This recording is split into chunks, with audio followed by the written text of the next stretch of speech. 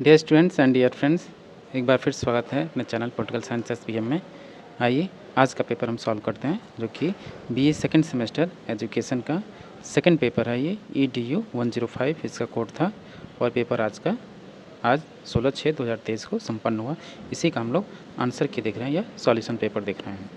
तो आइए पहला क्वेश्चन देखते हैं। बीए सेकंड सेमेस्टर शिक्षा शास्त्र का द्वितीय प्रश्न पत्र, और प्रश्न पत्र का नाम है development and challenges of Indian education system. आइए इसका पहला क्वेश्चन देखते हैं। आगे बढ़ने से पहले एक रिक्वेस्ट है, अगर जिन साथियों ने अब तक चैनल को सब्सक्राइब नहीं किया प्लीज़ वो सब्सक्राइब कर लें और साथ ही वीडियो को पूरा देखें और अपने दोस्तों में भी शेयर करें। तो आइए पहला क्वेश्चन देखते हैं। कौन सी पूर्व प्राथमिक शिक्षा से संबंधित समस्या है? ऑप्शन देखिए, साज सज्जा का भाव, धन का भाव, प्रशिक्षित अध्यापिकाओं का भाव या उपयुक्त सभी। तो इसका आंसर होगा ऑप्शन बी, उपयुक्त सभी। क्वेश्चन नंबर 2 है, प्रारंभिक शिक्षा के सार्वभौमिकरण की सार्थकता क्या है? जन साक्षरता के प्रसार हेतु आवश्यक है, आर्थिक विकास के लिए मूलभूत आवश्यकता, प्रजातांत्रिक संस्थाओं के प्रभावी क्रियाशील हेतु या उपयुक्त सभी। तो इसका आंसर होगा उपयुक्त सभी, option D. Sorry. Question number 3 है, सर्व शिक्षा अभियान के बारे में कौन सा कथन सत्य है? प्राथमिक शिक्षा के सार्वभौमिकरण हेतु इसे प्रारंभ किया गया था। ये कथन आपका सही है। सभी के लिए शिक्षा के रूप में माना जाता है, ये भी सही है। बढ़े भारत सर्व शिक्षा अभियान का एक उप कार्यक्रम है, ये कथन भी सही है। इसलिए इसका आंसर ऑप्शन डी, उपयुक्त सभी सही होगा। क्वेश्चन नंबर 4 है, किसने कहा हमारी शिक्षा व्यवस्था में माध्यमिक शिक्षा सबसे निर्बल कड़ी है और उसमें तत्काल सुधार किए जाने की आवश्यकता है? ये कथन आपका विश्वविद्यालय शिक्षा आयोग 1948 के द्वारा कहा गया। क्वेश्चन नंबर 5 है, पूर्व प्राथमिक शिक्षा को आधार कहा जा सकता है? शिक्षा, व्यक्ति विकास, ए और बी दोनों या उपयुक्त में से कोई नहीं। तो इसका आंसर होगा ऑप्शन सी, पूर्व प्राथमिक शिक्षा को आधार आपका शिक्षा कहा जा सकता है और व्यक्ति विकास का आधार कहा जा सकता है।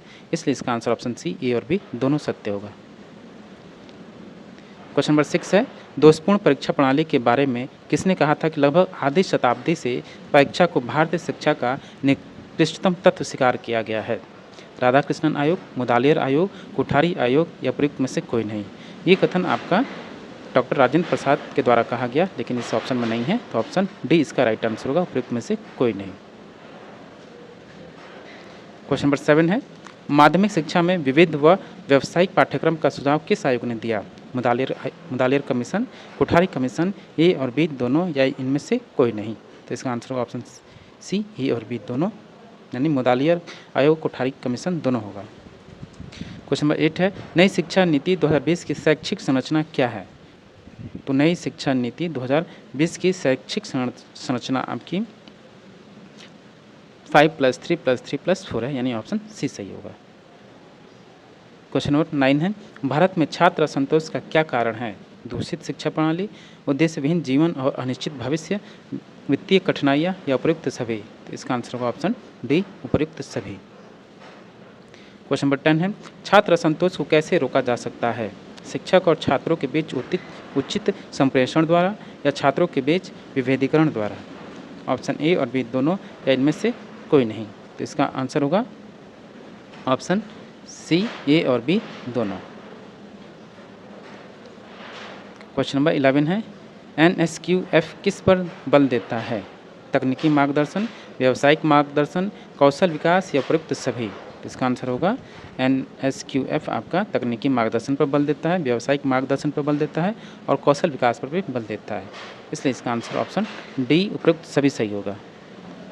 क्वेश्चन नंबर 12 है, अवरोधन का क्या कारण है? भारी और अरुचिपूर्ण पाठ्यचर्या, अनियमित उपस्थिति, सामाजिक बुराइयाँ, उपयुक्त सभी? तो इसका आंसर होगा ऑप्शन डी, उपयुक्त सभी। क्वेश्चन नंबर 13 है, सतत विकास लक्ष्य 4 किससे संबंधित है? यानी SDG 4 जो है आपका किससे संबंधित है? शून्य गरीबी से, लैंगिक समानता से, गुणवत्तापूर्ण शिक्षा से या इनमें से कोई नहीं। तो सतत विकास लक्ष्य यानी SDG 4 आपका गुणवत्तापूर्ण शिक्षा से संबंधित है, यानी क्वालिटी एजुकेशन से संबंधित है। क्वेश्चन नंबर 14 है, सर्व शिक्षा अभियान कब शुरू किया गया? 2000, 2001, 2002 या 2003? तो सर्व शिक्षा अभियान आपका 2001 में प्रारंभ किया गया, ऑप्शन बी राइट आंसर होगा 2001। क्वेश्चन नंबर 15 है, निम्न में से कौन ई लर्निंग का एक रूप है? ई लर्निंग का रूप आपका वेब बेस्ड लर्निंग ये भी है, वर्चुअल क्लासरूम भी है और कंप्यूटर बेस्ड लर्निंग भी है, इसलिए इसका आंसर ऑप्शन डी होगा, ऑल ऑफ द अबव या उपयुक्त सभी। क्वेश्चन नंबर 16 है, अवरोधन से आप क्या समझते हैं? कक्षा में अनुत्तीर्ण होना, बालक द्वारा एक ही कक्षा में दोहराव, ए और बी दोनों या उपयुक्त में से कोई नहीं। तो इसका आंसर होगा कक्षा में अनुत्तीर्ण होना अवरोधन कहलाता है, ऑप्शन ए राइट आंसर होगा। क्वेश्चन नंबर 17 है, अपव्यय एवं अवरोधन को दूर करने के क्या उपाय हैं? पाठ्यचर्या में सुधार, शिक्षण विधि में सुधार, बाल विवाह पर रोक या उपयुक्त सभी। इसका आंसर होगा ऑप्शन डी उपयुक्त सभी। क्वेश्चन नंबर 18 है, स्कूली शिक्षा के लिए नई शिक्षा नीति 2020 में शिक्षा प्रणाली में कौन सा परिवर्तनकारी सुधार किया गया है? तो इसका आंसर होगा ऑप्शन डी उपयुक्त सभी। क्वेश्चन नंबर 19 है, नई शिक्षा नीति 2020 की मुख्य विशेषता क्या है? बहुविषयक शिक्षा, शिक्षा का माध्यम मातृभाषा, व्यावसायिक शिक्षा या उपयुक्त सभी। इसका आंसर होगा ऑप्शन डी उपयुक्त सभी।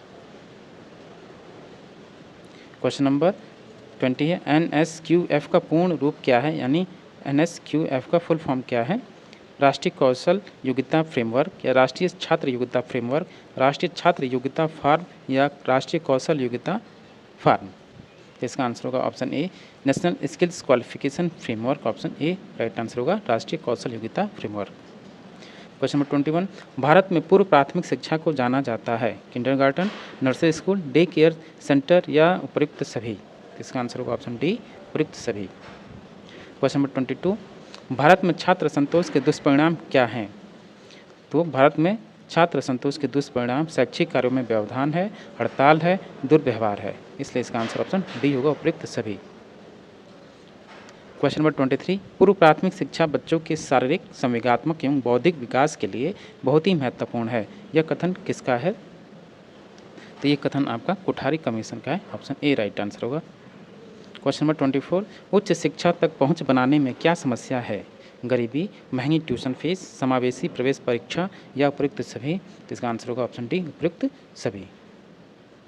क्वेश्चन नंबर 25 है, सामान्य विद्यालय प्रणाली की सार्थकता क्या है? प्रत्येक बच्चे को शैक्षणिक अवसरों की समानता एवं सफलता प्रदान करती है, सभी को निःशुल्क शिक्षा प्रदान करना, ए और बी दोनों या इनमें से कोई नहीं। तो इसका आंसर होगा ऑप्शन सी ए और बी दोनों, यानी ऑप्शन सी राइट आंसर होगा ए और बी दोनों।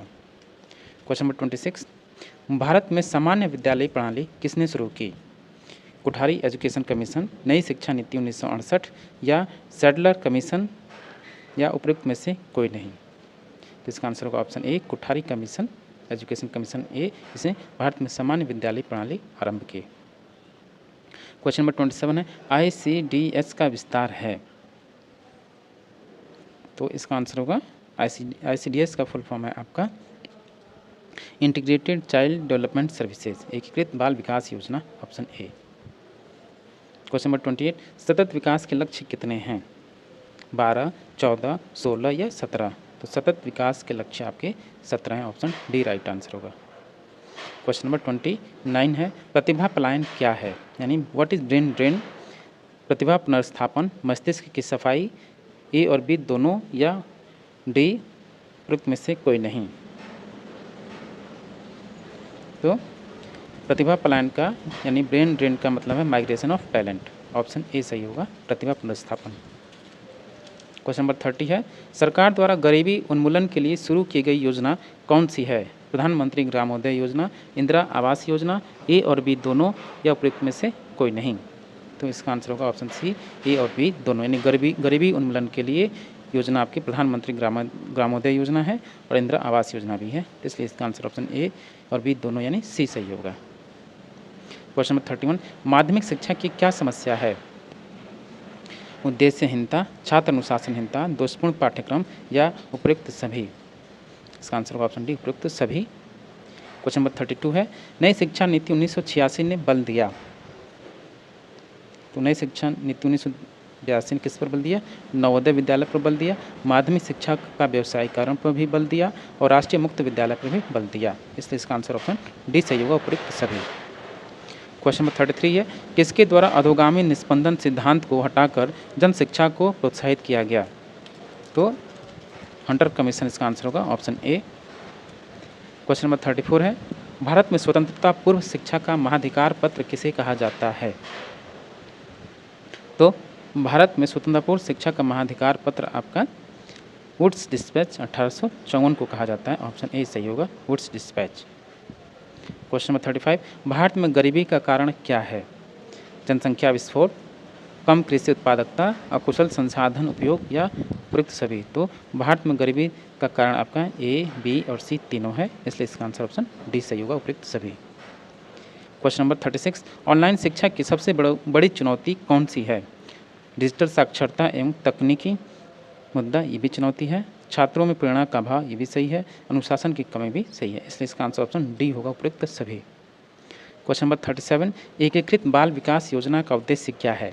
6 वर्ष से कम आयु के बच्चों का स्वास्थ्य एवं पुष्टाहार को सुधारना, ये आपका एकीकृत बाल विकास योजना का उद्देश्य है। ऑप्शन ए सही होगा। क्वेश्चन नंबर 38 है, ECCE का फुल फॉर्म क्या है, यानी क्या है ये? तो आपका ECCE मतलब है early childhood care and education. Option A सही होगा, प्रारंभिक बाल्यावस्था देखभाल और शिक्षा। क्वेश्चन नंबर 39 है, कौन मल्टी डायमेंशनल पॉवर्टी इंडेक्स का आयाम है? तो मल्टी डायमेंशनल पॉवर्टी इंडेक्स में आपका स्वास्थ्य शामिल है, शिक्षा शामिल है और जीवन स्तर शामिल है, तीनों शामिल है, इसलिए इसका आंसर ऑप्शन डी सही होगा, उपयुक्त सभी। क्वेश्चन नंबर 40 है और लास्ट क्वेश्चन है, नई शिक्षा नीति 2020 निम्न में से किस पर बल देती है? तो नई शिक्षा नीति 2020 आपकी संप्रत्यात्मक समझ यानी कंसेप्चुअल अंडरस्टैंडिंग पर बल देती है। ऑप्शन सी राइट आंसर होगा। तो डियर स्टूडेंट, ये था आपका BA सेकेंड सेमेस्टर एजुकेशन का सेकंड पेपर EDU 105 का सॉल्यूशन पेपर आंसर की, जिसको हमने अभी सॉल्व किया। आप इससे अपने आंसर चेक कर सकते हैं कितने सही हुए कितने गलत, और कोई अगर आपको लगता है कि आंसर ये गलत है तो आप कमेंट बॉक्स में अवश्य कमेंट करें। और लगातार आप चैनल पर बने रहिए और साथ ही वीडियो को पूरा देखिए और अपने दोस्तों में भी अधिक से अधिक शेयर कीजिए। मिलते हैं आपसे नेक्स्ट वीडियो में, and thank you for watching.